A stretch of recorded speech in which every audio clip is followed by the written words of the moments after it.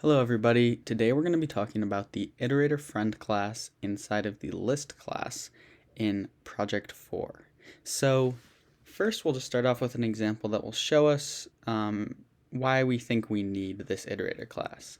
So here we just have an array with 5 values, and we can access the values of the array, and we can loop through using some traversal by pointer here and print out all the elements.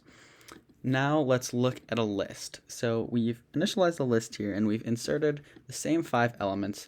And now we have these 5 elements in this list. How can we access them or maybe loop through them in the same way that we just did above with the array?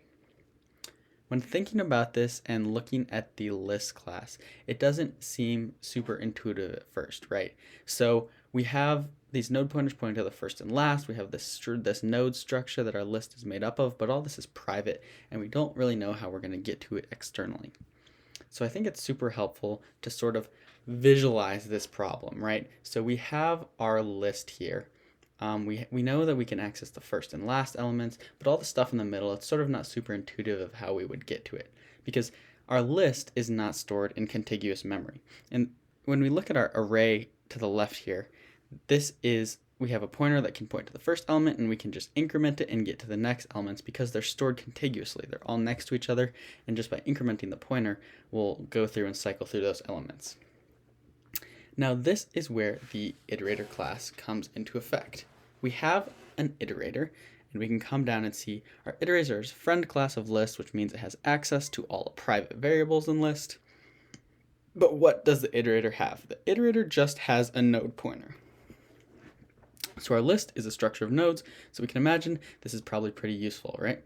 So let's say we have an iterator over here, it has a node pointer, and it's pointing to, let's say, the first element, because we can access the first and last. So we have our iterator pointing to the first element, and we're like, okay, that's awesome. So now we could probably just want to increment this in the same way we'd increment a pointer and just cycle through our elements and print them out in the same way we did before.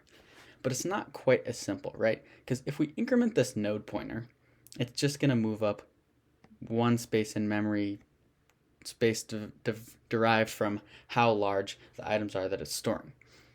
But that doesn't exactly work with the storage of a list, right? Because this list is not stored in contiguous memory. As we're visualizing here, these things are not necessarily next to each other in memory. They're just sort of in these random places. We don't know exactly how they're related to one another. They're just in space, and they just have these pointers. That's how we can find each other. So we need to overload the increment operator. The actual lines of code for this is pretty simple. So we just go down to the bottom and we can find the increment overload. Here it's just a couple lines. We assert that the node exists, and then we just take the node pointer that is held by iterator, and then we just take that value and we take that pointer and point it to just the next pointer.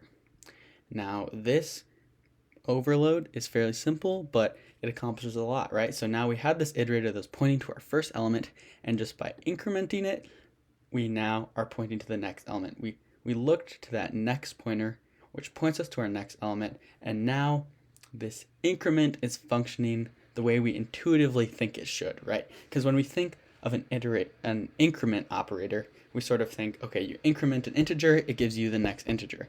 You increment a pointer, it gives you the next pointer.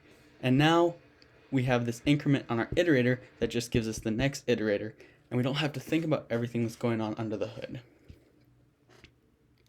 Now if we want to finish out our example here, we can see how this operates.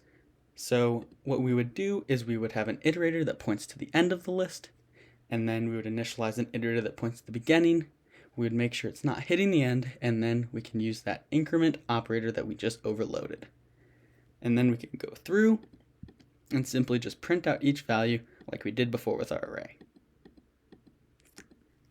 So that was an introduction to the iterator class, a little example of why we need it, and then overload of the increment operator. I hope that was helpful for you guys. Thank you.